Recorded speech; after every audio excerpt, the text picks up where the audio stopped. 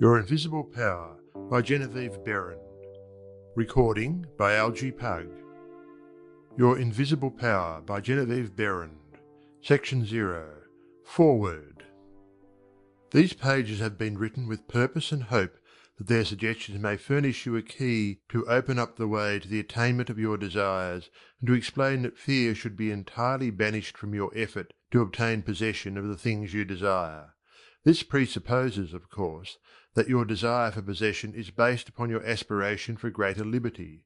For example, you feel that the possession of more money, lands, or friends will make you happier, and your desire for possession of these things arises from a conviction that their possession will bring you liberty and happiness. In your effort to possess, you will discover that the thing you most and ultimately need is to be, always, not spasmodically, your best self. That self which understands that the mistakes of those you love are simply misunderstandings. Your feeling that greater possessions, no matter of what kind they may be, will of themselves bring you contentment or happiness is a misunderstanding. No person, place, or thing can give you happiness. They may give you cause for happiness and a feeling of contentment, but the joy of living comes from within. Therefore, it is here recommended, rather than otherwise, that you should make the effort to obtain the things which you feel will bring you joy, provided, as previously stated, that your desires are in accord with the joy of living. It is also desired in this volume to suggest the possibilities in store for all who make persistent effort to understand the law of visualization and make practical application of this knowledge on whatever plane he or she may be. The word effort, as here employed, is not intended to convey the idea of strain. All study and meditation should be without strain or tension. It has been my endeavour to show that by starting at the beginning of the creative action or the mental picture, certain corresponding results are sure to follow. While the laws of the universe cannot be altered, they can be made to work under specific conditions, thereby producing results for individual advancement which cannot be obtained under the spontaneous working of the law provided by nature. However far the suggestions I have given you of the possibilities in store for you through visualizing may carry you beyond your past experience, they nowhere break the continuity of the law of cause and effect.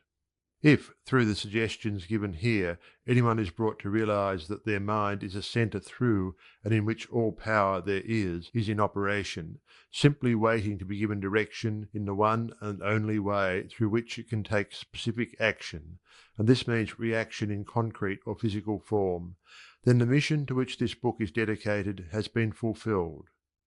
Try to remember that the picture you think, feel, and see is reflected into the universal mind, and by the natural law of reciprocal action must return to you in either spiritual or physical form. Knowledge of this law of reciprocal action between the individual and the universal mind opens to you free access to all you may wish to possess or to be. It must be steadfastly borne in mind that all this can only be true for the individual who recognizes that they derive their power to make an abiding mental picture from the all-originating universal spirit of life, God, and can be used constructively only so long as it is employed and retained in harmony with the nature of the spirit which originated it. To ensure this, there must be no inversion of the thought of the individual regarding their relationship to this universal originating spirit, which is that of a son or daughter, through which the parent mind acts and reacts. Thus conditioned, whatever you think and feel yourself to be, the creative spirit of life is bound to faithfully reproduce in a corresponding reaction. This is the great reason for picturing yourself and your affairs as you wish them to be as existing facts, though invisible to the physical eye, and live in your picture. An honest endeavour to do this, always recognizing that your own mind is a projection of the originating spirit, will prove to you that the best there is yours in all your ways. End of Foreword. Chapter 1. Order of Visualization.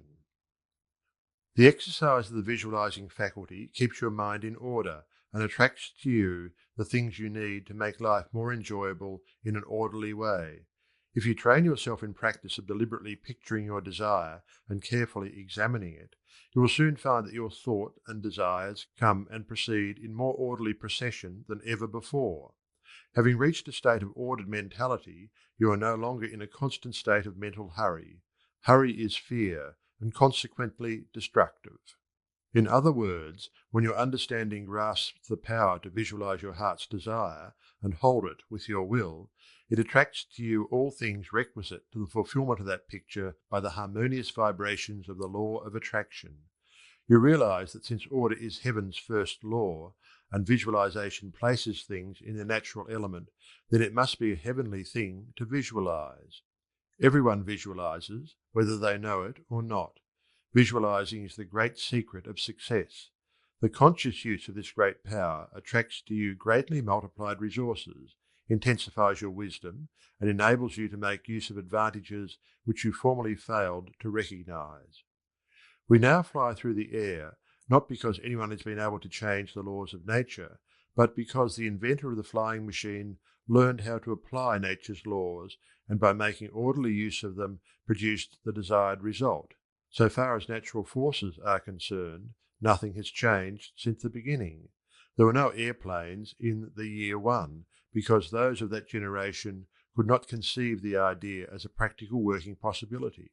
It has not yet been done, was the argument, and it cannot be done. Yet the laws and materials for practical flying machines existed then as now. Troward tells us that the great lesson he learned from the airplane and wireless telegraphy is the triumph of principle over precedent, and the working of an idea to its logical conclusion in spite of accumulated testimony of all past experience. With such an example before you, can you not realize that still greater secrets may be disclosed? Also, that you hold the key within yourself with which to unlock the secret chamber that contains your heart's desire. All that is necessary in order that you may use this key and make your life exactly what you wish it to be, is a careful inquiry into the unseen causes which stand back of every external and visible condition. Then bring these unseen causes into harmony with your conception, and you will find that you can make practical working realities of possibilities which at present seem but fantastic dreams. We all know that the balloon was the forefather of the airplane. In 1766, Henry Cavendish, an English nobleman, proved that hydrogen gas was 7 times lighter than atmospheric air. From that discovery, the balloon came into existence, and from the ordinary balloon, the dirigible, a cigar-shaped airship, was evolved.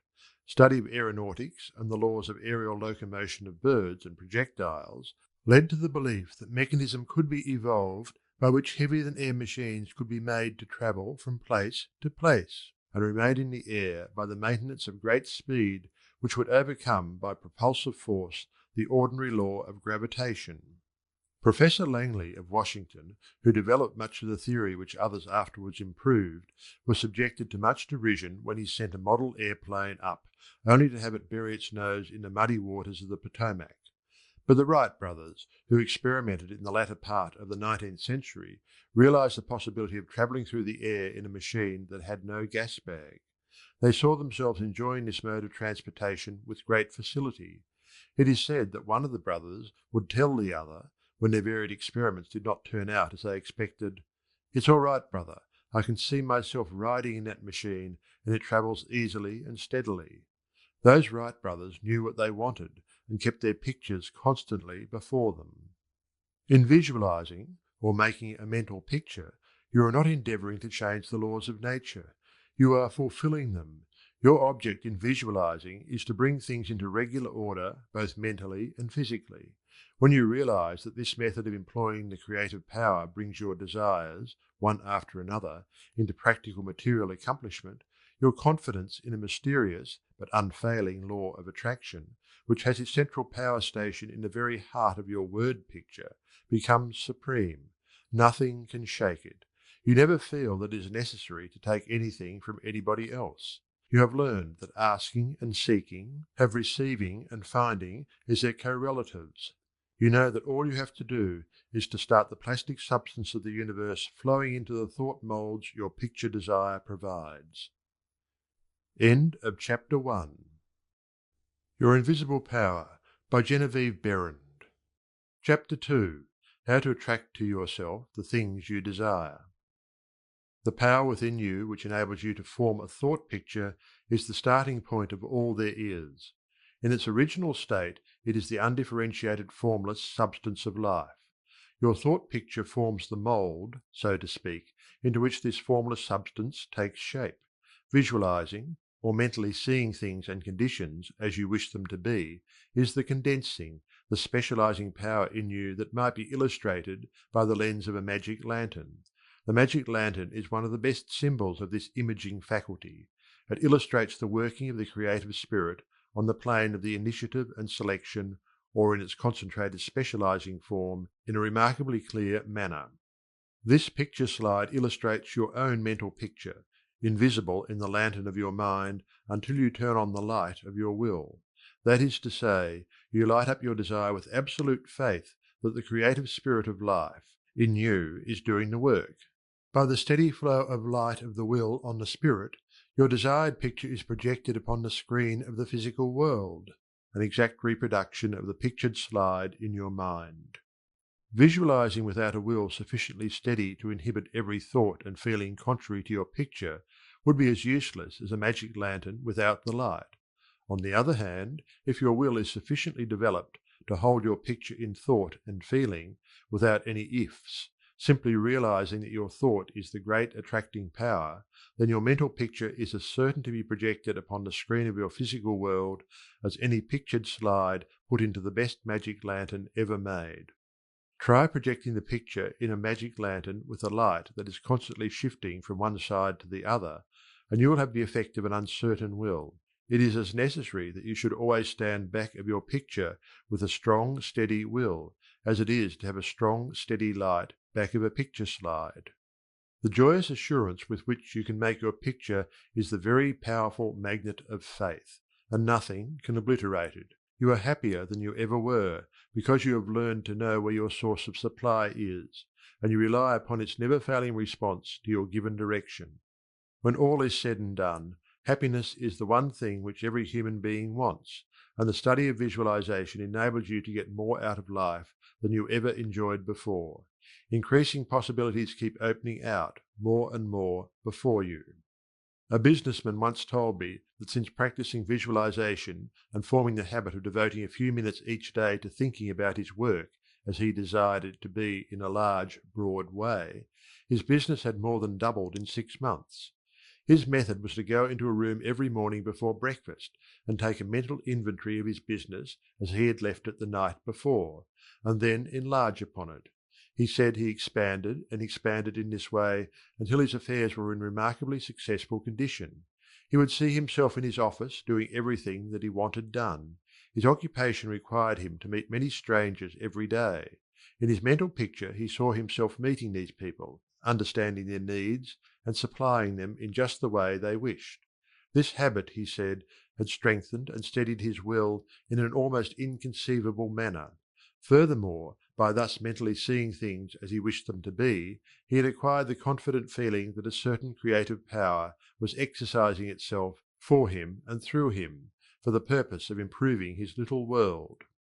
When you first begin to visualize seriously, you may feel, as many others do, that someone else may be forming the same picture you are, and that, naturally, would not suit your purpose.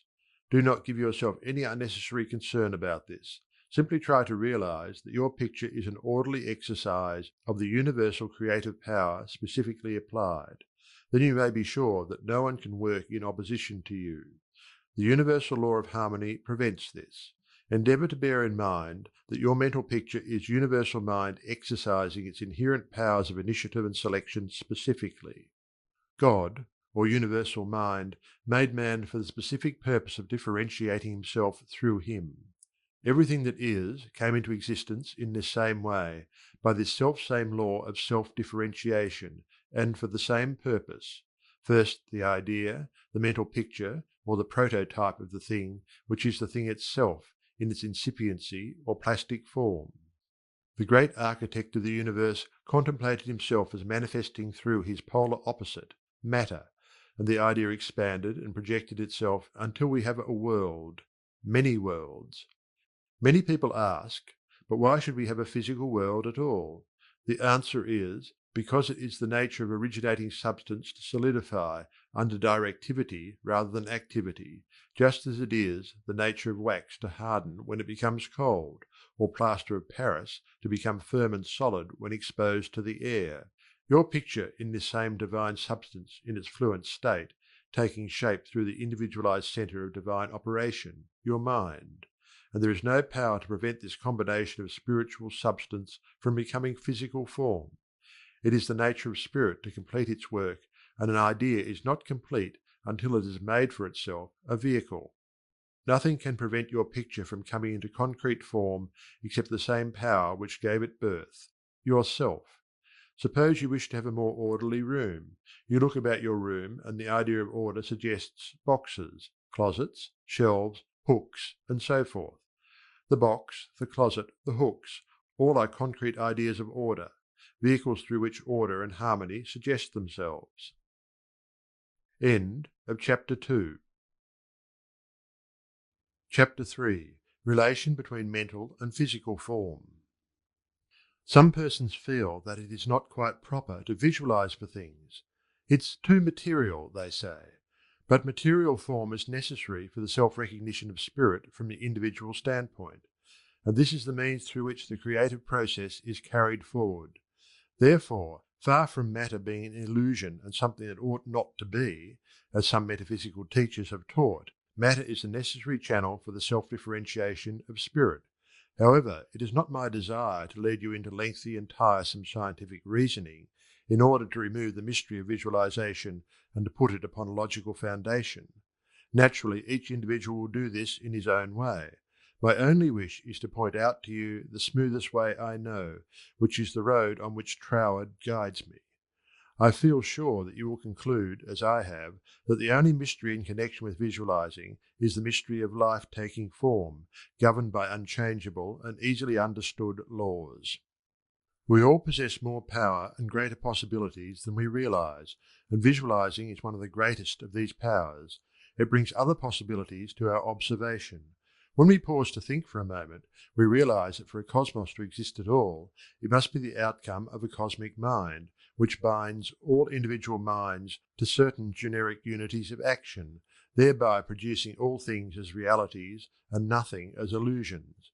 If you will take this thought of Troward's and meditate upon it without prejudice, you will surely realize that concrete material form is an absolute necessity of the creative process. Also, that matter is not an illusion, but a necessary channel through which life differentiates itself. If you consider matter in its right order as the polar opposite to spirit, you will not find any antagonism between them. On the contrary, together they constitute one harmonious whole. And when you realize this, you feel, in your practice of visualizing, that you are working from cause to effect, from beginning to finish. In reality, your mental picture is the specialized working of the originating spirit. One could talk for hours on purely scientific lines, showing, as Troward says, that raw material for the formation of the solar systems is universally distributed throughout all space. Yet investigation shows that while the heavens are studded with millions of suns, there are spaces that show no signs of a cosmic activity. This being true, there must be something which started cosmic activity in certain places, while passing over others in which the raw material was equally available. At first thought, one might attribute the development of cosmic energy to the etheric particles themselves. Upon investigation, however, we find this to be mathematically impossible in a medium which is equally distributed throughout space, for all its particles are in equilibrium. Therefore, no one particle possesses in itself a greater power of originating motion than the other. Thus we find that the initial movement, though working in and through the particles of primary substance, is not the particles themselves. It is this something we mean when we speak of spirit. The same power that brought universal substance into existence will bring your individual thought or mental picture into physical form. There is no difference of kind in the power. The only difference is a difference of scale. The power and the substance themselves are the same. Only in working out your mental picture it has transferred its creative energy from the universal to the scale of the particular, and is working in the same unfailing manner from its specific centre, your mind. End of Chapter 3. Your Invisible Power by Genevieve Behrend. Chapter 4. Operation of your Mental Picture. The operation of a large telephone system may be used as a simile. The main or head central subdivides itself into many branch centrals, every branch being in direct connection with its source, and each individual branch recognizing the source of its existence, reports all things to its central head. Therefore, when assistance of any nature is required, new supplies, difficult repairs to be done, or what not, the branch in need goes at once to its central head. It would not think of referring its difficulties, or its successes, to the main central of a telegraph system, although they belong to the same organization. These different branch centrals know that the only remedy for any difficulty must come from the central out of which they were projected. If we, as individual branches of the universal mind, would refer our difficulties in the same confident manner to the source from which we were projected, and use the remedies that it has provided, we would realize what Jesus meant when he said, "Ask, and ye shall receive." Our every requirement would be met. Surely the Father must supply the child. The trunk of the tree cannot fail to provide for its branches. Everything animate or inanimate is called into existence or outstandingness by a power which itself does not stand out. The power that creates the mental picture, the originating spirit substance of your pictured desire, does not stand out. It projects the substance of itself, that is, a solidified counterpart of itself, while it remains invisible to the physical eye. Only those will ever appreciate the value of visualizing who are able to realize Paul's meaning when he said, "The worlds were formed by the word of God. Things which are seen are not made of things which do appear." There is nothing unusual or mysterious in the idea of your pictured desire coming into material evidence. It is the working of a universal natural law. The world was projected by the self-contemplation of the universal mind, and this same action is taking place in this individualized branch, which is the mind of man. Everything in the whole world has its beginning in mind, and comes into existence in exactly the same manner from the hat on your head to the boots on your feet. All are projected thoughts, solidified. Your personal advance in evolution depends upon your right use of the power of visualizing, and your use of it depends on whether you recognize that you, yourself, are a particular center through and in which the originating spirit is finding ever new expression for potentialities already existing within itself. This is evolution, this continual unfolding of existing, though outwardly invisible things. Your mental picture is the force of attraction that evolves and combines the originating substance into specific shape. Your picture is the combining and evolving powerhouse, so to speak, through which the originating creative spirit expressed itself. Its creative action is limitless, without beginning and without end, and always progressive and orderly. It proceeds stage by stage, each stage being necessary preparation for the one to follow. Now let us see if we can get an idea of the different stages by which the things in the world have come to be. Troward says, if we can get at the working principle which is producing these results, we can very quickly and easily give it personal application. First, we find that the thought of originating life, or spirit, about itself, is its simple awareness of its own being, and this produced a primary ether, a universal substance out of which everything in the world must grow. Troward also tells us that though this awareness of being is a necessary foundation for any further possibilities, it is not much to talk about. It is the same with individualized spirit, which is yourself. Before you would entertain the idea of making a mental picture of your desire as being at all practical, you must have some idea of your being, of your I am, and just as soon as you are conscious of your I amness, you begin to wish to enjoy the freedom which this consciousness suggests. You want to do more and be more, and as you fulfill this desire within yourself, localized spirit begins conscious activities in you. The thing you are most concerned with is the specific action of the creative spirit of life, universal mind specialized. The localized God germ in you is your personality, your individuality, and since the joy of absolute freedom is the inherent nature of this God germ, it is natural that it should endeavor to enjoy itself through its specific center. And as you grow in the comprehension that your being, your individuality, is God particularizing himself, you naturally develop divine tendencies. You want to enjoy life and liberty. You want freedom in your affairs as well as in your consciousness, and it is natural that you should. Always with this progressive wish there is a faint thought picture. As your wish and your recognition grow into an intense desire, this desire becomes a clear mental picture. For example, a young lady studying music wishes she had a piano in order to practice at home. She wants the piano so much that she can mentally see it in one of the rooms. She holds the picture of the piano and indulges in a mental reflection of the pleasure and advantage it will be to have the piano in the corner of the living room. One day she finds it there just as she had pictured it. As you grow in understanding as to who you are, where you came from, and what the purpose of your being is, how you are to fulfill the purpose for which you are intended, you will more and more afford a centre through which the creative spirit of life can enjoy itself. And you will realize that there can be but one creative process filling all space, which is the same in its potentiality, whether universal or individual. Furthermore, all that there is, whether on the plane of the visible or invisible, had its origin in the localized action of thought or a mental picture, and this includes yourself, because you are universal spirit localized, and the same creative action is taking place through you. Now you are no doubt asking yourself why there is so much sickness and misery in the world. If the same power and intelligence which brought the world into existence is in operation in the mind of man, why does it not manifest itself as strength, joy, health, and plenty? If one can have one's desires fulfilled by simply making a mental picture of that desire, holding on to it with the will, and doing without anxiety on the outward plane whatever seems necessary to bring the desire into fulfillment, then there seems no reason for the existence of sickness and poverty. Surely no one desires either. The first reason is that few persons will take the trouble to inquire into the working principle of the laws of life. If they did, they would soon convince themselves that there is no necessity for the sickness and poverty that we see about us. They would realize that visualizing is a principle and not a fallacy.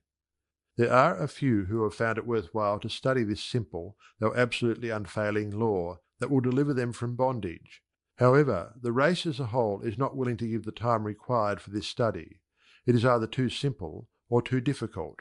They may make a picture of their desire, with some little understanding of visualizing, for a day or two, but more frequently it is for an hour or two. But if you will insist upon mentally seeing yourself surrounded by things and conditions as you wish them to be, you will understand that the creative energy sends its plastic substance in the direction indicated by the tendency of your thoughts. Herein lies the advantage of holding your thought in the form of a mental picture. The more enthusiasm and faith you are able to put into your picture, the more quickly it will come into visible form, and your enthusiasm is increased by keeping your desire secret. The moment you speak it to any living soul, that moment your power is weakened. Your power, your magnet of attraction is not so strong, and consequently cannot reach so far. The more perfectly a secret between your mind and outer self is guarded, the more vitality you give your power of attraction. One tells one's troubles to weaken them, to get them off one's mind, and when a thought is given out, its power is dissipated. Talk it over with yourself, and even write it down and at once destroy the paper. However, this does not mean that you should strenuously endeavour to compel the power to work out your picture on the special lines that you think it should. That method would soon exhaust you, and hinder the fulfilment of your purpose. A wealthy relative need not necessarily die, or someone lose a fortune on the street, to materialize the $10,000 that you are mentally picturing. One of the doormen in the building in which I live heard much of the mental picturing of desires from visitors passing out of my rooms. The average desire was for $500. He considered that $5 was more in his line, and began to visualize it, without the slightest idea of where or how he was to get it. My parrot flew out of the window, and I telephoned to the men in the courtyard to get it for me. One caught it, and it bit him on the finger. The doorman, who had gloves on, and did not fear a similar hurt, took hold of it and brought it up to me. I gave him 5 $1 bills for the service.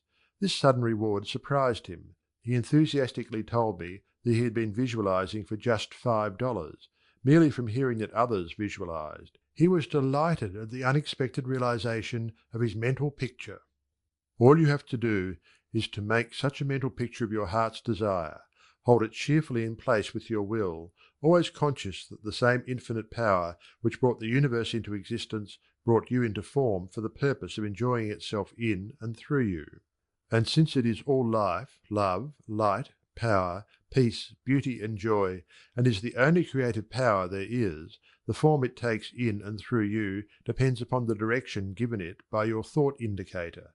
In you it is undifferentiated, waiting to take any direction given it, as it passes through the instrument that it has made for the purpose of self-distribution. It is this power which enables you to transfer your thoughts from one form to another.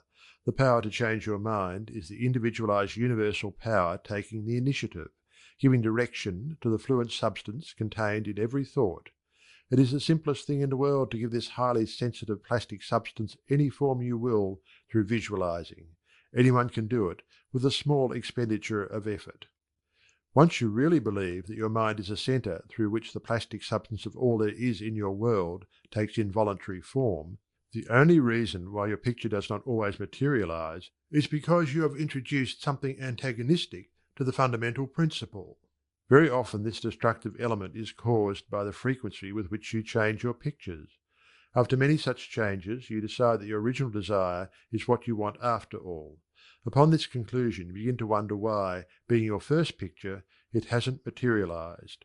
The plastic substance with which you are mentally dealing is more sensitive than the most sensitive photographer's film. If, in taking a picture, you suddenly remember that you had already taken a picture on that same plate, you would not expect a perfect result of either picture. On the other hand, you may have taken two pictures on the same plate unconsciously. When the plate has been developed and the picture comes into physical view, you do not condemn the principle of photography, nor are you puzzled to understand why your picture has turned out so unsatisfactorily. You do not feel that it is impossible for you to obtain a good, clear picture of the subject in question. You know that you can do so by simply starting at the beginning, putting in a new plate, and determining to be more careful while taking your picture next time. These lines followed out, you are sure of a satisfactory result. If you will proceed in the same manner with your mental picture, doing your part in a correspondingly confident frame of mind, the result will be just as perfect. The laws of visualizing are as infallible as the laws governing photography. In fact, photography is the outcome of visualizing. Again, your results in visualizing and your desires may be imperfect or delayed through the misuse of this power, owing to the thought that the fulfillment of your desire is contingent upon certain persons or conditions. The originating principle is not in any way dependent upon any person, place, or thing. It has no past and knows no future. The law is that the originating creative principle of life is the universal here and everlasting now. It creates its own vehicles through which to operate. Therefore, past experience has no bearing upon your present picture. So do not try to obtain your desire through a channel that may not be natural for it, even though it may seem reasonable to you. Your feeling should be that the thing, or the consciousness which you so much desire, is normal and natural, a part of yourself, a form for your evolution. If you can do this, there is no power to prevent your enjoying the fulfillment of the picture you have in hand, or any other. End of Chapter 4. Chapter 5. Expressions from Beginners. Hundreds of persons have realized that visualizing is an Aladdin's lamp to him with a mighty will. General Foch says that his feelings were so outraged during the Franco-Prussian War in 1870 that he visualized himself leading a French army against the Germans to victory. He said he made his picture, smoked his pipe, and waited. This is one result of visualizing we are all familiar with. A famous actress wrote a long article in one of the leading Sunday papers last winter, describing how she rid herself of excessive body fat and weight by seeing her figure constantly as she wished it to be. A very interesting letter came to me from a doctor's wife while I was lecturing in New York. She began with the hope that I would never discontinue my lectures on visualization, making humanity realize the wonderful fact that they possess the method of liberation within themselves. Relating her own experience, she said that she had been born on the east side of New York in the poorest quarter. From earliest girlhood she had cherished a dream of marrying a physician some day. This dream gradually formed a stationary mental picture. The first position she obtained was in the capacity of a nursemaid in a physician's family. Leaving this place, she entered the family of another doctor. The wife of her employer died, and in time the doctor married her, the result of her long-pictured yearning. After that, both she and her husband conceived the idea of owning a fruit farm in the south. They formed a mental picture of the idea and put their faith in its eventual fulfilment.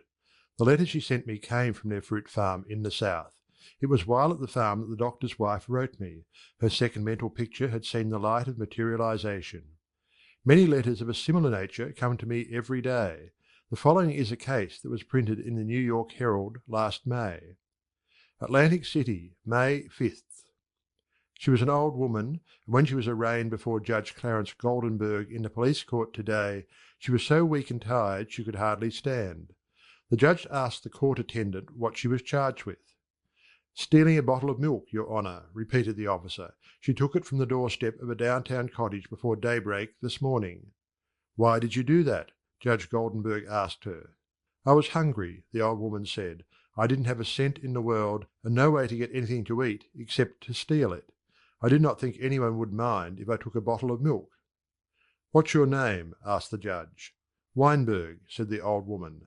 "Elizabeth Weinberg." Judge Goldenberg asked her a few questions about herself. Then he said, "Well, you're not very wealthy now, but you're no longer poor.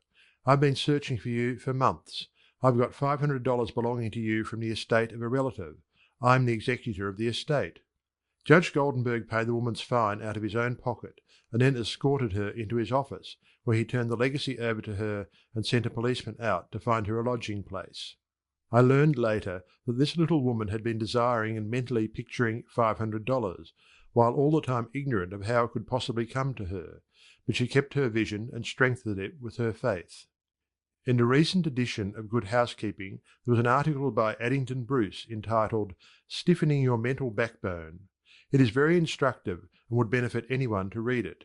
He says, in part, "Form the habit of devoting a few moments every day to thinking about your work in a large, broad, imaginative way, as a vital necessity to yourself and a useful service to society." Huntington, the great railway magnate, before he started building his road from coast to coast, said that he took hundreds of trips all along the line before there was a rail laid.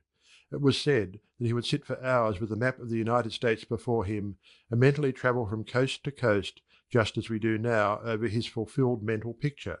It would be possible to call your attention to hundreds of similar cases. The best method of picturing to yourself that which you may desire is both simple and enjoyable, if you once understand the principle back of it well enough to believe it. First, and above everything else, be sure of what it is you really want. Then specialize your desire along these lines. End of Chapter 5. Chapter 6. Suggestions for making your mental picture. Perhaps you want to feel that you've lived to some purpose.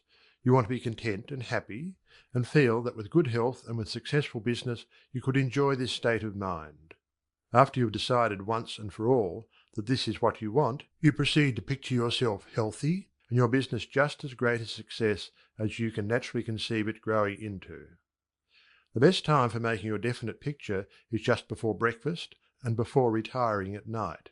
As it is necessary to give yourself plenty of time, it may be necessary to rise earlier than is your usual habit. Go into a room where you will not be disturbed. Meditate for a few moments upon the practical working of the law of visualizing, and ask yourself, how did the things about me first come into existence? How may I find it helpful to get more quickly in touch with the invisible supply? Someone felt that comfort would be better expressed and experienced by sitting on a chair than on the floor. The very beginning of the meditation, the chair, was the desire to be at ease. With this came the picture of some sort of a chair. The same principle applies to the hat and the clothes that you wear. Go carefully into this thought of the principle back of the thing. Establish it as a personal experience. Make it a fact to your consciousness. If you are thorough in this, you will find yourself in the deep consciousness beneath the surface of your own thought power. Then open a window, take about 10 deep breaths, and during the time draw a large imaginary circle of light around you. As you inhale, keeping yourself in the center of this circle of light, see great rays of light coming from the circle and entering your body at all points, centralizing itself at your solar plexus. Hold the breath a few moments at this central light of your body, the solar plexus, then slowly exhale. As you do this, mentally see imaginary rays or sprays of light going up through the body and down and out through the feet. Mentally spray your entire body with this imaginary light. When you have finished the breathing exercise, sit in a comfortable upright chair and mentally know that there is but one life, one substance, and this life substance of the universe is finding pleasure in self-recognition in you. Repeat some affirmation of this kind until you feel the truth and reality of the words that you are affirming. Then begin your picture. Whether your desire is for a state of consciousness or a possession, large or small, begin at the beginning. If you want a house, begin by seeing yourself in the kind of house you desire. Go all through it, taking careful note of the rooms, where the windows are situated, and such other details as help you to feel the reality of your concept. You might change some of the furniture and look into some of the mirrors just to see how healthy, wealthy, and happy you look. Go over your picture again and again until you feel the reality of it. Then write it all down just as you have seen it, with the feeling that the best there is mine. There is no limit to me, because my mind is a centre of divine operation, and your picture is as certain to come true in your physical world as the sun is to shine. End of Chapter 6. Chapter 7. Things to remember in using your thought power for the production of new conditions. 1. Be sure to know what conditions you wish to produce, then weigh carefully to what further results the accomplishment of your desire will lead. 2. By letting your thought dwell upon a mental picture, you are concentrating the creative spirit to this centre, where all its forces are equally balanced. 3. Visualizing brings your objective mind into a state of equilibrium, which enables you to consciously direct the flow of spirit to a definitely recognized purpose, and to carefully guide your thought from including a flow in the opposite direction. 4. You must always bear in mind that you are dealing with a wonderful potential energy, which is not yet differentiated into any particular mold, and that, by the action of your mind, you can differentiate it into any specific mold that you will. Your picture assists you to keep your mind fixed on the fact that the inflow of this creative energy is taking place. Also, by your mental picture, you are determining the direction you wish the sensitive creative power to take, and by doing this, the externalization of your picture is a certainty. 5. Remember, when you are visualizing properly, that there is no strenuous effort on your thoughts to hold your thought forms in place. Strenuous effort defeats your purpose and suggests the consciousness of an adverse force to be fought against, and this creates conditions adverse to your picture. 6. By holding your picture in a cheerful frame of mind, you shut out all thoughts that would disperse the spiritual nucleus of your picture. Because the law is creative in its action, your pictured desire is certain of accomplishment. 7. The seventh and great thing to remember in visualizing is that you are making a mental picture for the purpose of determining the quality you are giving to the previously undifferentiated substance and energy, rather than to arrange the specific circumstances for its manifestation. That is the work of creative power itself. It will build its own forms of expression quite naturally, if you will allow it, and save you a great deal of needless anxiety. What you really want is expansion in a certain direction, whether of health, wealth, or what not, and so long as you get it, as you surely will if you confidently hold to your picture, what does it matter whether it reaches you by some channel which you thought you could count upon, or through some other of whose existence you had no idea? You are concentrating energy of a particular kind for a particular purpose. Bear this in mind, and let specific details take care of themselves, and never mention your intention to anyone. Remember always that nature, from her clearly visible surface to her most arcane depths, is one great storehouse of light and good, entirely devoted to your individual use. Your conscious oneness with the great whole is the secret of success. When once you have fathomed this, you can enjoy your possession of the whole or a part of it at will, because by your recognition you have made it, and can increasingly make it yours. Never forget that every physical thing, whether for you or against you, was a sustained thought before it was a thing. Thought as thought is neither good nor bad. It is creative action and always takes physical form. Therefore the thoughts you dwell upon become the things you possess or do not possess. End of chapter 7. Chapter 8. Why I took up the study of mental science.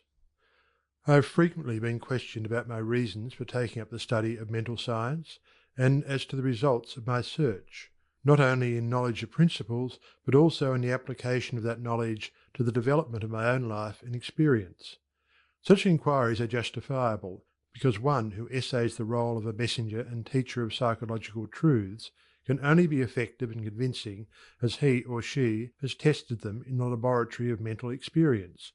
This is particularly true in my case, as the only personal pupil of Thomas Troward, the greatest master of mental science of the present day, whose teaching is based upon the relation borne by the individual mind toward the universal creative mind, which is the giver of life, and the manner in which that relation may be invoked to secure expansion and fuller expression in the individual life. The initial impulse toward the study of mental science was an overwhelming sense of loneliness. In every life there must come some such experiences of spiritual isolations as, at that period, pervaded my life. Notwithstanding the fact that each day found me in the midst of friends, surrounded by mirth and gaiety, there was a persistent feeling that I was alone in the world. I had been a widow for about 3 years, wandering from country to country, seeking for peace of mind. The circumstances and surroundings of my life were such that my friends looked upon me as an unusually fortunate young woman. Although they recognized that I had sustained a great loss when my husband died, they knew that he had left me well provided for, free to go anywhere at pleasure, and having many friends. Yet if my friends could have penetrated my inmost emotions, they would have found a deep sense of emptiness and isolation. This feeling inspired a spirit of unrest that drove me on and on in fruitless search upon the outside for that which I later learned could only be obtained from within. I studied Christian Science, but it gave me no solace, though fully realizing the great work the scientists were doing, and even having the pleasure and privilege of meeting Mrs. Eddy personally. But it was impossible for me to accept the fundamental teachings of Christian Science and make practical application of it. When about to abandon the search for contentment and resign myself to resume a life of apparent amusement, a friend invited me to visit the great seer and teacher Abdu'l-Baha. After my interview with this most wonderful of men, my search for contentment began to take a change. He had told me that I would travel the world over seeking the truth, and when I had found it, would speak it out. The fulfilment of the statement of this great seer then seemed to be impossible, but it carried a measure of encouragement, and at least indicated that my former seeking had been in the wrong direction. I began, in a feeble and groping way, to find contentment within myself, for had he not intimated that I should find the truth? This was the big thing, and about the only thing I remember of our interview. A few days later, upon visiting the office of a New Thought practitioner, my attention was attracted to a book on his table entitled The Edinburgh Lectures on Mental Science by Thomas Troward. It interested me to see that Troward was a retired divisional judge from the Punjab, India. I purchased the book, thinking I would read it through that evening. Many have endeavoured to do the same thing, only to find, as I did, that the book must be studied in order to be understood, and hundreds have decided, just as I did, to give it their undivided attention. After finding this treasure book, I went to the country for a few days, and while there studied the volume as thoroughly as I could. It seemed extremely difficult, and I decided to purchase another book of Troward's, in the hope that its study might not require so much of an effort. Upon inquiry I was told that a subsequent volume, The Door Lectures, was much the simpler and better of the two books. When I procured it, I found that it also must be studied. It took me weeks and months to get even a vague conception of the meaning of the first chapter of Door, which is entitled Entering into the Spirit of It. I mean by this that it took me months to enter into the spirit of what I was reading. But in the meantime a paragraph from page 26 arrested my attention as seeming the greatest thing I had ever read. I memorized it and endeavoured with all my soul to enter into the spirit of Troward's words. The paragraph reads, "My mind is a centre of divine operation. The divine operation is always for expansion and fuller expression, and this means the production of something beyond what has gone before, something entirely new, not included in the past experience, though proceeding out of it by an orderly sequence of growth. Therefore, Since the divine cannot change its inherent nature, it must operate in the same manner with me. Consequently, in my own special world, of which I am the centre, it will move forward to produce new conditions, always in advance of any that have gone before. It took an effort on my part to memorize this paragraph, but in the endeavour towards this end, the words seemed to carry with them a certain stimulus. Each repetition of the paragraph made it easier for me to enter into the spirit of it. The words expressed exactly what I had been seeking for. My one desire was for peace of mind. I found it comforting to believe that the divine operation in me could expand to fuller expression and produce more and more contentment. In fact, a peace of mind and a degree of contentment greater than I had ever known. The paragraph further inspired me with deep interest to feel that the life spark in me could bring into my life something entirely new. I did not wish to obliterate my past experience, but that was exactly what Troward said it would not do. The divine operation would not exclude my past experience, but proceeding out of them would bring some new thing that would transcend anything that I had ever experienced before. Meditation on these statements brought with it a certain joyous feeling. What a wonderful thing it would be if I could accept and sincerely believe, beyond all doubt, that this one statement of Troward's was true. Surely the divine could not change its inherent nature, and since divine life is operating in me, I must be divinely inhabited, and the divine in me must operate just as it operates upon the universal plane. This meant that my whole world of circumstances, friends and conditions would ultimately become a world of contentment and enjoyment of which I am the centre. This would all happen just as soon as I was able to control my mind, and thereby provide a concrete centre around which the divine energies could play. Surely it was worth trying for. If Troward had found this truth, why not I? This idea held me to my task. Later I determined to study with the man who had realized and given to the world so great a statement. It had lifted me from my state of despondency. The immediate difficulty was the need for increased finances. End of chapter 8. Your Invisible Power by Genevieve Behrend. Chapter 9. How I attracted to myself $20,000. In the laboratory of experience in which my newly revealed relation to divine operation was to be tested, the first problem was a financial one. My income was a stipulated one, quite enough for my everyday needs. But it did not seem sufficient to enable me to go comfortably to England where Troward lived, and remain for an indefinite period to study with so great a teacher as he must be. So before inquiring whether Troward took pupils, or whether I would be eligible in case he did, I began to use the paragraph I had memorized. Daily, in fact almost hourly, the words were in my mind. My mind is a centre of divine operation, and divine operation means expansion into something better than has gone before. From the Edinburgh lectures I had read something about the law of attraction, and from the chapter of Causes and Conditions I had gleaned a vague idea of visualizing. So every night, before going to sleep, I made a mental picture of the desired $20,000.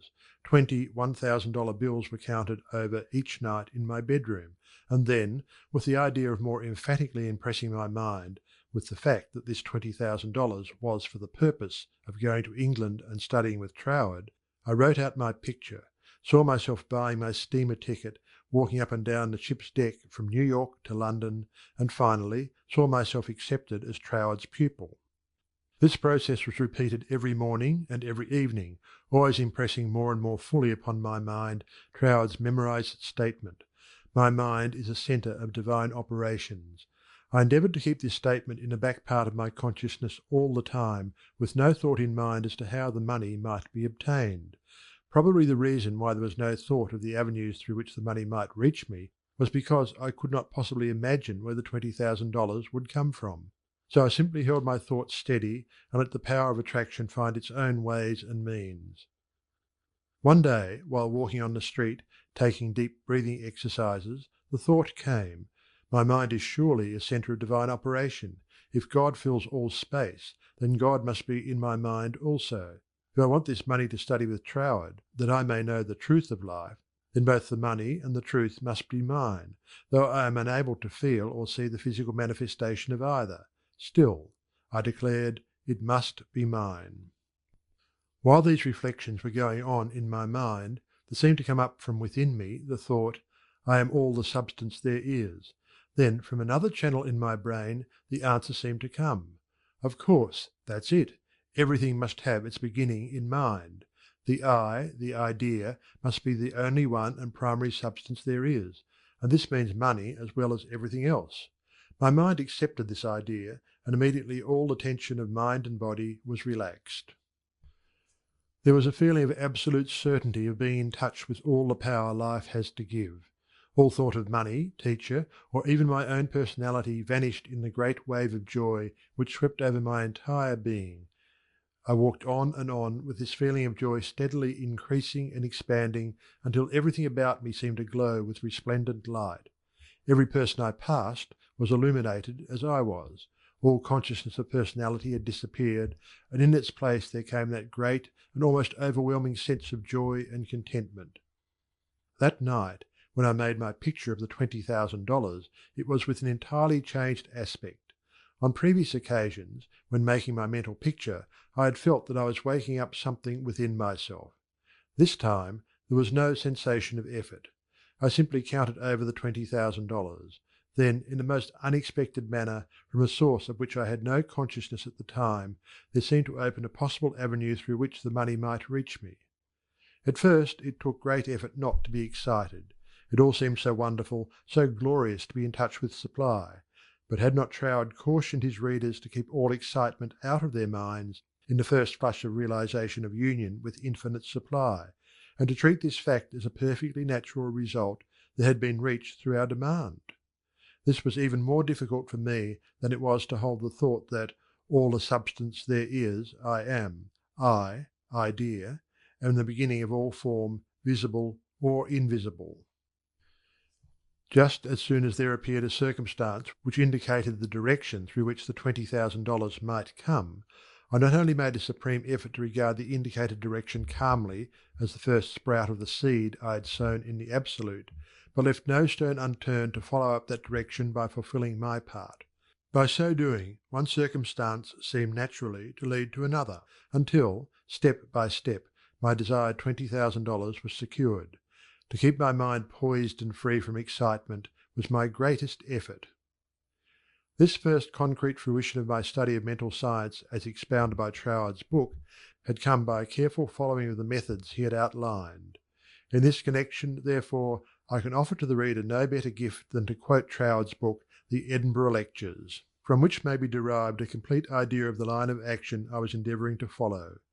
In the chapter on causes and conditions, he says, "To get good results, we must properly understand our relation to the great impersonal power we are using. It is intelligent, and we are intelligent, and the two intelligences must cooperate.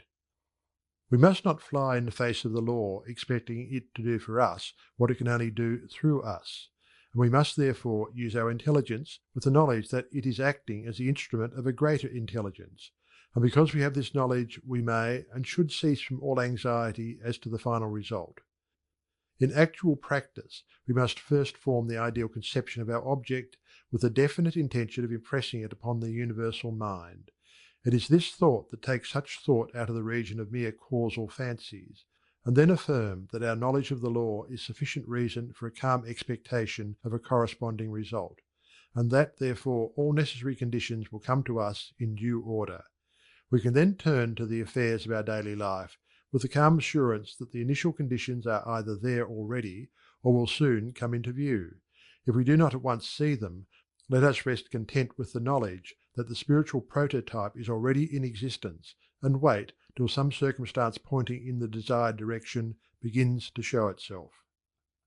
It may be a very small circumstance, but it is the direction and not the magnitude that is to be taken into consideration. As soon as we see it, we should regard it as the first sprouting of the seed sown in the Absolute, and do calmly and without excitement whatever the circumstances seem to require, and then, later on, we shall see that this doing will, in turn, lead to a further circumstance in the same direction, until we find ourselves conducted, step by step, to the accomplishment of our object.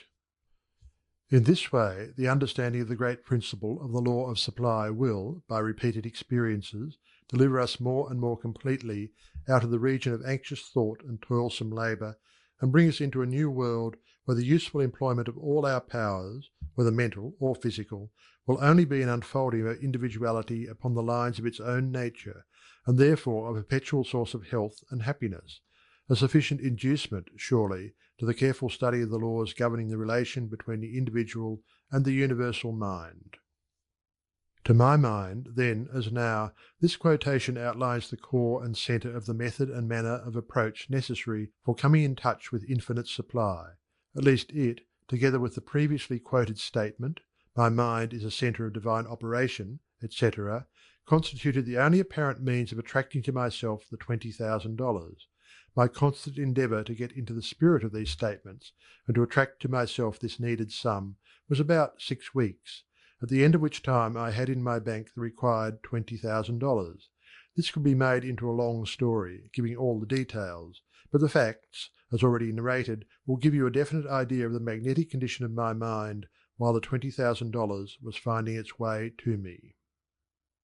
End of Chapter 9. Chapter 10.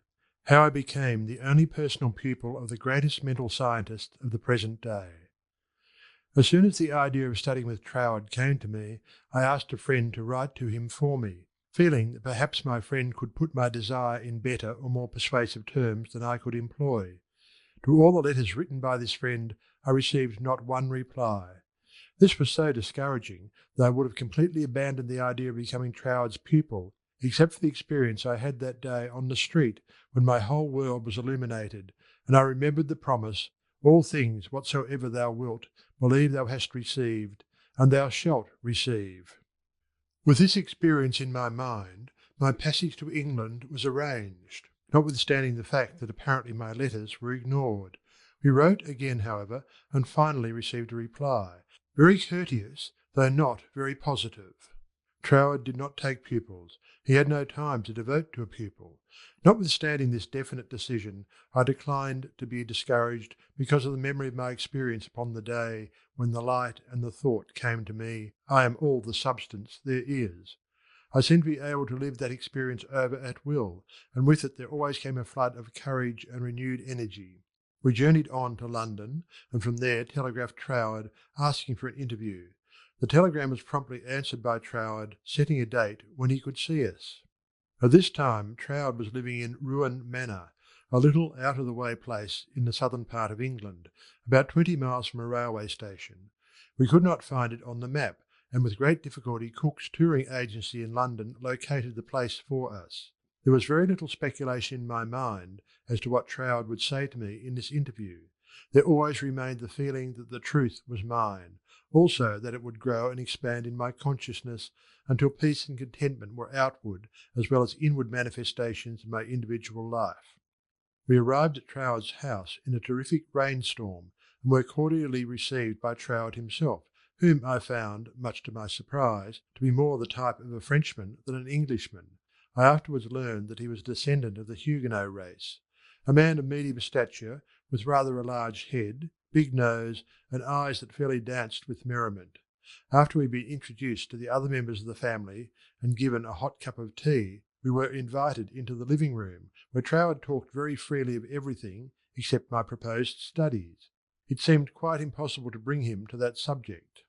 Just before we were leaving, however, I asked quite boldly, "Will you not reconsider your decision to take a personal pupil? I wish so much to study with you." To which he replied with a very indifferent manner that he did not feel that he could give the time it would require for personal instruction, but that he would be glad to give me the names of 2 or 3 books, which he felt would not only be interesting, but instructive to me. He said he felt much flattered and pleased that I had come all the way from America to study with him, and as we walked out through the lane from his house to our automobile, his manner became less indifferent. A feeling of sympathy seemed to touch his heart, and he turned to me with the remark, "You might write to me, if so inclined, after you get to Paris, and perhaps, if I have time in the autumn, we could arrange something, though it does not seem possible now." I lost no time in following up his very kind invitation to write. My letters were all promptly and courteously answered, but there was never a word of encouragement as to my proposed studies. Finally, about 2 months later, there came a letter with a question in it. "What do you suppose is the meaning of this verse in the 21st chapter of Revelation?" 16. And the city lieth foursquare, and the length is as large as the breadth. And he measured the city with the reed, 12,000 furlongs. The length and the breadth and the height of it are equal. Instinctively I knew that my chance to study with Troward hung upon my giving the correct answer to that question. The definition of the verse seemed utterly beyond my reach. Naturally, answers came to my mind, but I knew intuitively that none was correct. I began bombarding my scholarly friends and acquaintances with the same question. Lawyers, doctors, priests, nuns and clergymen all over the world received letters from me with this question in them. Later, answers began to return to me, but intuition told me that none was correct. All the while I was endeavouring to find the answer for myself, but none seemed to come. I memorized the verse in order that I might meditate upon it. I began a search of Paris for the books Troward had recommended to me, and after 2 or 3 days' search we crossed the River Seine to the Ile de Cite to go into some of the old bookstores there. They were out of print, and these were the best places to find them in. Finally, we came upon a little shop that had the books there. These were the last copies the man had. Consequently, the price was high. While remonstrating with the clerk, my eye rested upon the work of an astrologer, which I laughingly picked up and asked, "Do you think Professor would read my horoscope?" The clerk looked aghast at the suggestion and responded, "Why no, madame, this is one of France's greatest astrologers. He does not read horoscopes." In spite of this answer, there was a persistent impulse within me to go to the man. The friend who had accompanied me in my search for the books remonstrated with me and tried in every way to dissuade me from going to the famous astrologer, but I insisted, and she went with me. When we came to his office, I found it somewhat embarrassing to ask him to read my horoscope. Nevertheless, there was nothing to do but put the question. Reluctantly, the professor invited us into his paper-strewn study, and reluctantly, and also impatiently, asked us to be seated. Very courteously and coldly, he told me that he did not read horoscopes. His whole manner said, more clearly than words could, that he wished we would take our departure. My friend stood up. I was at a great loss what to do next, because I felt that I was not quite ready to go. Intuition seemed to tell me there was something for me to gain there. Just what it was I was unable to define, so I paused a moment, much to my friend's displeasure, when one of the professor's enormous Persian cats jumped into my lap. "Get down, Jack," the professor shouted. What does it mean? He seemed to ask himself. Then, with a greater interest than he had hitherto shown in me, the professor said with a smile, "I have never known that cat to go to a stranger before, madame.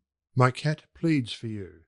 I also now feel an interest in your horoscope, and if you will give me the data, it will give me pleasure to write it out for you." There was a great feeling of happiness in me when he made this statement. He concluded by saying, "I do not feel that you really care for your horoscope." The truth of this statement shocked me, because I did not care about a horoscope, and could not give any reason why I was letting him do it. However, he said, "May I call for your data next Sunday afternoon?" On Sunday afternoon, at the appointed time, the professor arrived, and I was handing him the slip of paper with all the data of my birth, etc., when the idea came to me to ask the professor for the answer to the question about the 16th verse of the 21st chapter of Revelation. The thought was instantly carried into effect, and I found myself asking this man what he thought this verse meant. Without pausing to think it over, he immediately replied, "It means, the city signifies the truth, and the truth is non-invertible. Every side from which you approach it is exactly the same." Intuitively and undoubtingly, I recognized this answer as the true one, and my joy knew no bounds, because I felt sure that with this correct answer in my possession, Troward would accept me as his pupil in the fall. As the great astrologer was leaving, I explained to him all about my desire to study with Troward, how I had come from New York City for that express purpose, seemingly to no avail, until the answer to this test question had been given to me by him. He was greatly interested, and asked many questions about Troward, and when asked if he would please send me his bill, he smilingly replied, "Let me know if the great Troward accepts you as his pupil," and bade me good afternoon. I hastened to my room to send a telegram to Troward giving my answer to the question about the 16th verse of the 21st chapter of Revelation. There was an immediate response from Troward that said, "Your answer is correct. I am beginning a course of lectures on the Great Pyramid in London. If you wish to attend them, we'll be pleased to have you, and afterward, if you still wish to study with me, I think it can be arranged. On receipt of this reply, preparations were at once made to leave Paris for London. I attended all the lectures, receiving much instruction from them, after which arrangements were made for my studying with Troward. 2 days before leaving for Cornwall, I received the following letter from Troward, clearly indicating the line of study he gave me.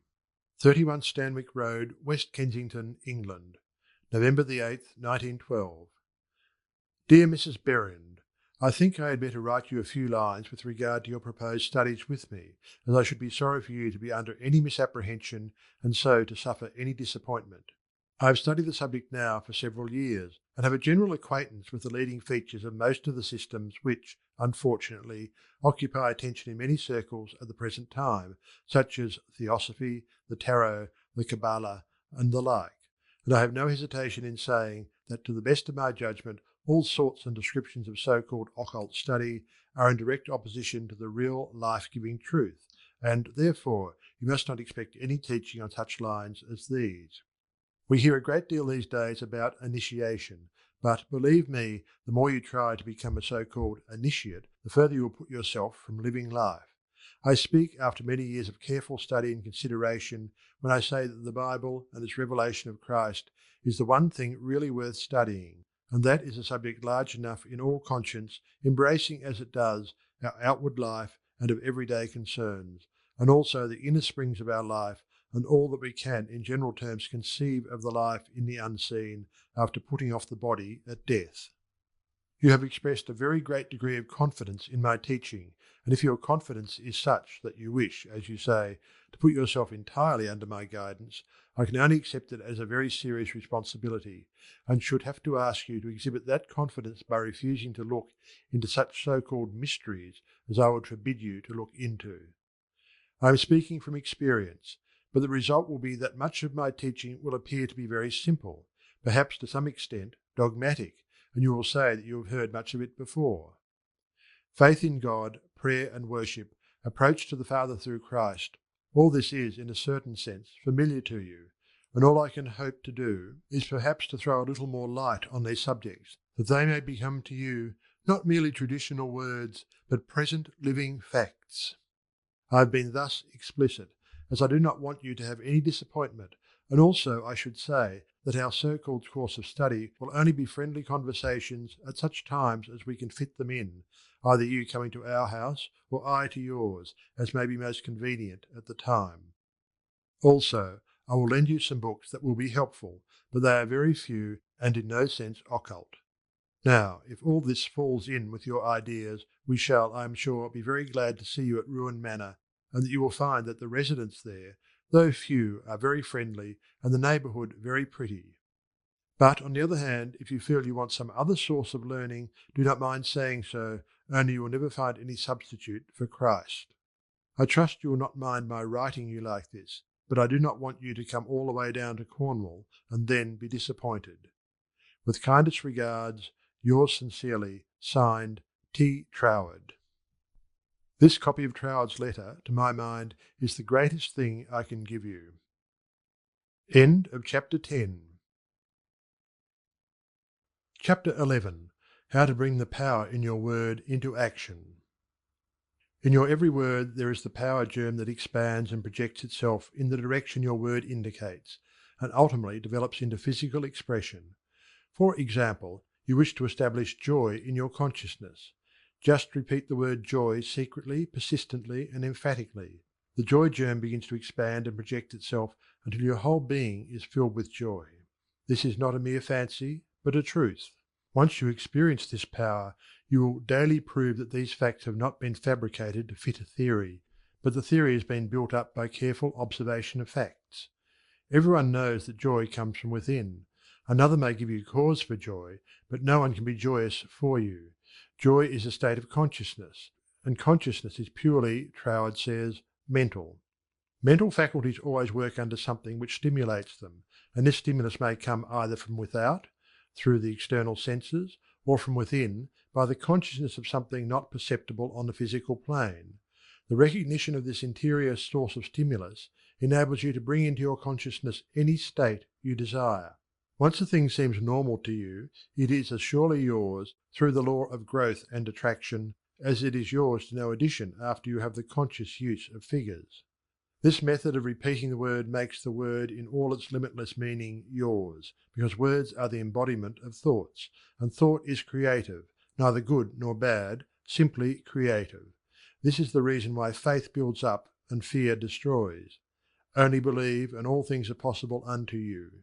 It is faith that gives you dominion over every adverse circumstance or condition.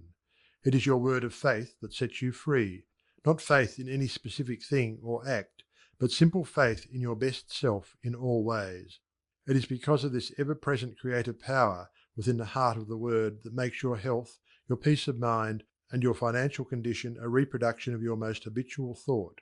Try to believe and understand this, and you will find yourself master of every adverse circumstance or condition, a prince of power. End of Chapter 11. Chapter 12. How to increase your faith. But, you ask, how can I speak the word of faith when I have little or no faith? Every living thing has faith in something or somebody. It is the quality of the creative energy in the positive faith thought which gives it vitality, not the form it takes. Even intense fear is alive with faith. You fear smallpox because you believe it possible for you to contract it. You fear poverty and loneliness because you believe them possible for you. It is your habitual tendency of thought that reappears in your mind, your body, and your affairs, not the occasional thought upon some specific line or desire. It is the faith which understands that every creation had its birth in the womb of thought words that gives you dominion over all things, your lesser self included, and this feeling of faith is increased and intensified through observing what it does. This observation is the observation of your state of consciousness when you did, not when you hoped you might, but feared it was too good to be true. How did you feel that time when you simply had to bring yourself into a better frame of mind and did, or you had to have a certain thing and got it? Live these experiences over again and again, mentally, until you really feel in touch with the self that knows and does, and the best there is yours. End of Chapter 12. Chapter 13. The Reward of Increased Faith. Because you have expanded your faith into the faith and laws of the universe that know no failure, your faith in the best of yourself, the principle of life in you, has brought you into conscious realization that you are not a victim of the universe, but a part of it. Consequently, there is that within yourself which is able to make conscious contact with the universal principle of law and power, and enables you to press all the particular laws of nature, whether visible or invisible, into serving your particular demand or desire, and thereby you find yourself master, not a slave, of any situation. Troward tells us that this mastering is to be accomplished by knowledge, and the only knowledge which will afford this purpose, in all its measureless immensity, is the knowledge of the personal element in universal spirit, and its reciprocity to our own personality. In other words, the words you think, the personality you feel yourself to be, are all reproductions in miniature or specialized God or universal spirit. All your word thoughts were God word forms before they were yours. The words you use are the instruments, channels, through which the creative energy takes shape. Naturally, this sensitive creative power can only reproduce in accordance with the instrument through which it passes. All disappointments and failures are the result of endeavouring to think one thing and produce another. This is just as impossible as it would be for an electric fan to be used for lighting purposes, or for water to flow through a crooked pipe in a straight line. The water must take the shape of the pipe through which it flows. Even more truly, this sensitive, invisible, fluent substance must reproduce outwardly the shape of the thought word through which it passes. This is the law of its nature. Therefore, it logically follows, as a man thinketh, so is he. Hence, when your thought, or word form, is in correspondence with the eternal constructive and forward movement of the universal law, then your mind is the mirror in which the infinite power and intelligence of the universe sees itself reproduced, and your individual life becomes one of harmony. End of Chapter 13. Chapter 14. How to make nature respond to you. It should be steadily borne in mind that there is an intelligence and power in all nature and all space that is always creative and infinitely sensitive and responsive. The responsiveness of its nature is twofold. It is creative and amenable to suggestion. Once the human understanding grasps this all-important fact, it realizes the simplicity of the law of life. All that is necessary is to realize that your mind is a center of divine operation, and consequently contains that within itself which accepts suggestions, and expect all life to respond to your call, and you will find suggestions which tend to the fulfillment of your desire coming to you, not only from your fellow men, but also from the flowers, the grass, the trees, and the rocks, which will enable you to fulfill your heart's desire if you act upon them in confidence on this physical plane. Faith without works is dead, but faith with works sets you absolutely free. End of chapter 14. Chapter 15. Faith with Works, What it has accomplished. It is said of Tyson, the great Australian millionaire, that the suggestion to make the desert land of Australia blossom as the rose came to him from a modest little Australian violet, while he was working as a bushman for something like 3 shillings a day. He used to find these friendly little violets growing in certain places in the woods, and something in the flower touched something akin to itself in the mind of Tyson, and he would sit on the side of his bunk at night and wonder how flowers and vegetable life could be given an opportunity to express itself in the desert land of Australia. No doubt he realized that it would take a long time to save enough money to put irrigating ditches in the desert lands, but his thought and feeling was sure it could be accomplished, and if it could be done, he could do it. If there was a power within himself that was able to capture the idea, then there must be a responsive power within the idea itself that could bring itself into a practical physical manifestation. He resolutely put aside all questions as to the specific ways and means which would be employed in bringing his desire into physical manifestation, and simply kept his thoughts centred upon the idea of making fences and seeing flowers and grass where none existed. Since the responsiveness of reproductive creative power is not limited to any local condition of mind, his habitual meditation and mental picture set his ideas free to roam in an infinitude, and attract to themselves other ideas of a kindred nature. Therefore, it was not necessary for Tyson to wait and see his ideas and desires fulfilled until he had saved from his 3 shillings a day enough money to irrigate the land, for his ideas found other ideas in a financial world which were attuned in sympathy with themselves, and doors of finance were quickly opened.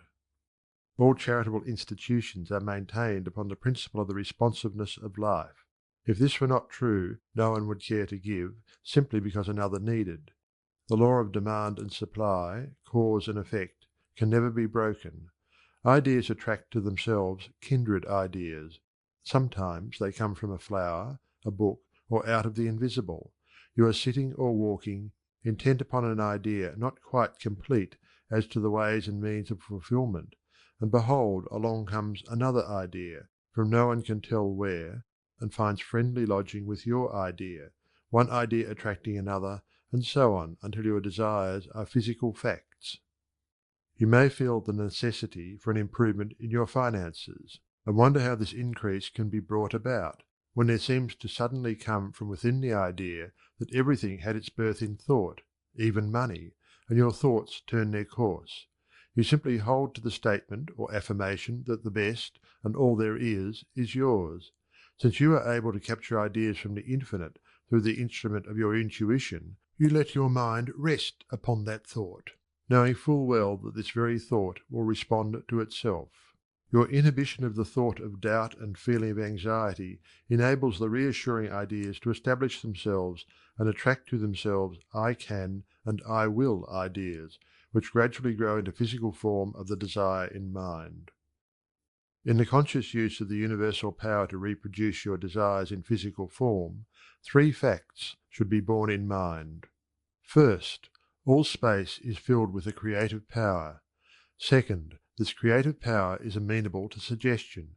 Third, it can only work by deductive methods. As Troward tells us, this last is an exceedingly important point, for it implies that the action of the ever-present creative power is in no way limited by precedent. It works according to the essence of the spirit of the principle. In other words, this universal power takes its creative direction from the word you give it. Once man realizes this great truth, it becomes the most important of all his consideration with what character this sensitive reproductive power is invested. It is the unvarying law of this creative life principle that as a man thinketh in his heart, so is he. If you realize the truth that the only creative power can be to you only what you feel and think it to be, it is willing and able to meet your demands. Troward says, "If you think your thought is powerful, then your thought is powerful. As a man thinketh in his heart, so is he, is the law of life, and the creative power can no more change this law than an ordinary mirror can reflect back to you a different image than the object you hold before it. As you think, so are you, does not mean as you tell people you think, or as you would wish the world to believe you think. It means your innermost thoughts, that place where no one but you knows. None can know the Father save the Son, and no one can know the Son but the Father." Only the reproductive creative spirit of life knows what you think until your thoughts become physical facts and manifest themselves in your body, your brain, or your affairs. Then everyone with whom you come in contact may know, because the Father, the intelligent creative energy which heareth in secret, hears your most secret thoughts, rewards you openly, reproduces your thoughts in physical form. As you think you know, that is what you become, should be kept in the background of your mind constantly. This is watching and praying without ceasing. And when you are not feeling quite up to par physically, pray. End of chapter 15. Your Invisible Power by Genevieve Behrend. Suggestions as to how to pray or ask, believing you have already received. Scientific thinking, positive thought. Suggestions for practical application. Try, through careful, positive, enthusiastic, though not strenuous, thought, to realize that the indescribable, invisible substance of life fills all space, that its nature is intelligent, plastic, subjective substance. 5 o'clock in the morning is the best time to go into this sort of meditation. If you will retire early every night for 1 month, before falling asleep, impress firmly upon your subjective mind the affirmation, "My Father is the ruler of all the world, and is expressing his directing power through me." You will find that the substance of life takes form in the moulds of your thoughts. Do not accept the above suggestion simply because it is given to you. Think it over carefully until the impression is made upon your own subconscious mind understandingly. Rise every morning, as was suggested before, at 5 o'clock. Sit in a quiet room in a straight-backed chair and think out the affirmation of the previous evening, and you will realize and be able to put into practice your princely power with the realization to some extent, at least, that your mind really is a center through which all the creative energy and power there is taking form. Scientific prayer. The principle underlying scientific prayer. In prayer for a change in condition, physical, mental, or financial, for yourself or another, bear in mind that the fundamental necessity for the answer to prayer is the understanding of the scientific statement. Ask, believing you have already received, and you shall receive. This is not as difficult as it appears on the surface, once you realize that everything has its origin in the mind, and that which you seek outwardly, you already possess. No one can think a thought in the future. Your thought of a thing constitutes its origin. Therefore, the thought form of the thing is already yours as soon as you think it.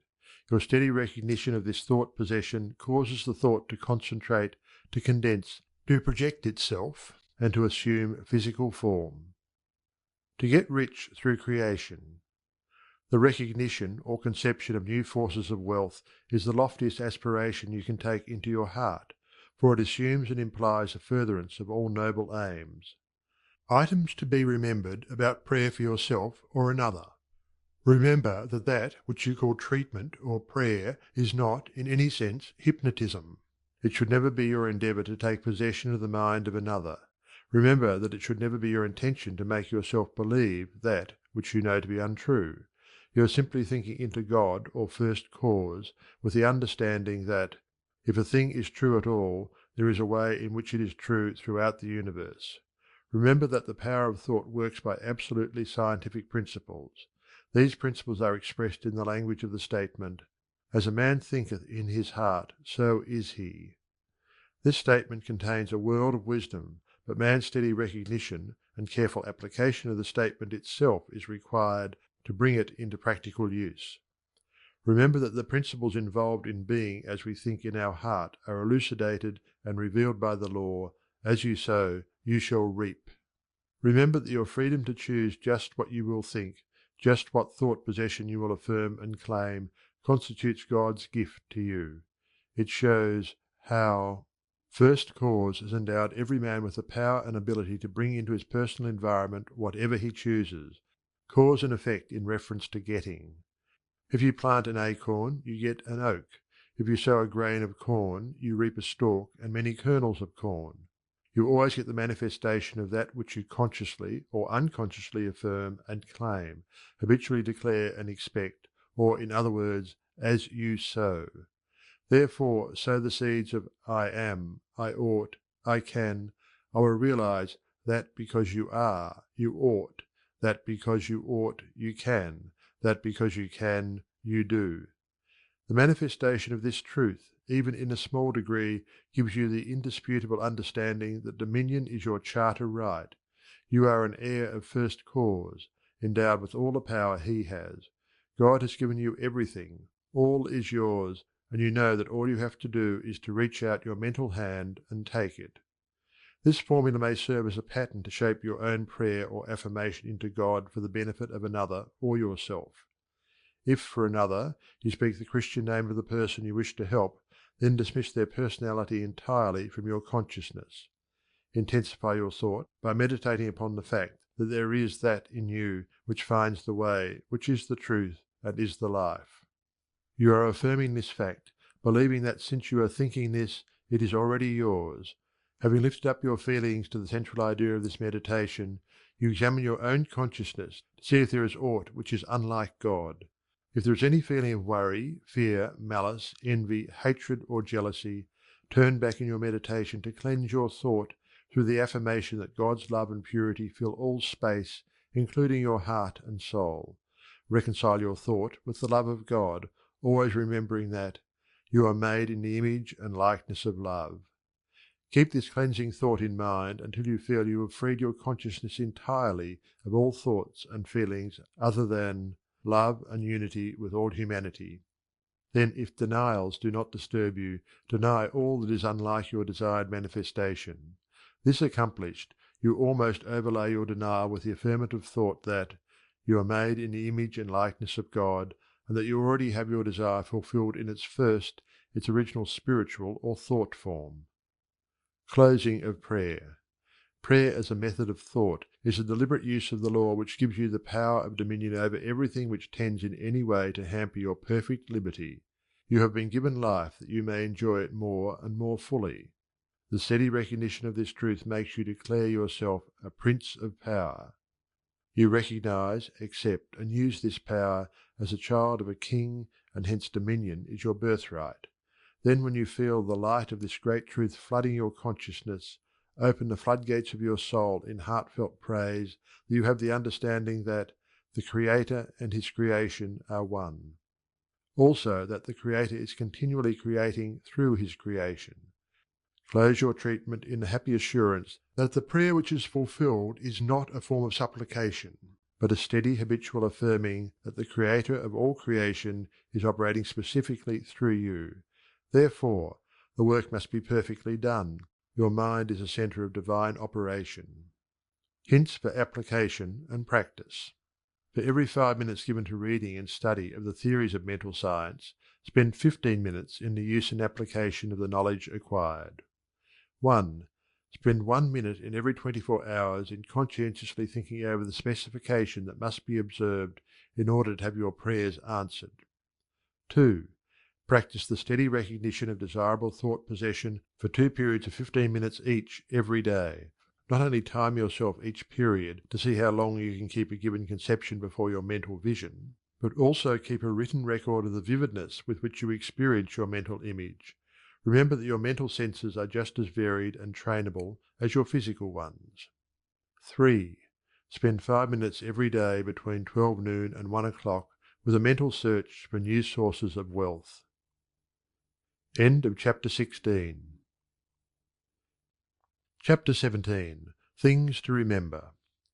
Remember that the greatest mental scientist the world has ever known, Jesus Christ, the man, said that all things are possible unto you.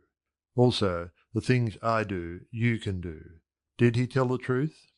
Jesus did not claim to be more divine than you are. He declared the whole human race children of God. By birth he was no exception to this rule. The power he possessed was developed through his personal effort. He said you could do the same if you would only believe in yourself. A great idea is valueless unless accompanied by physical action.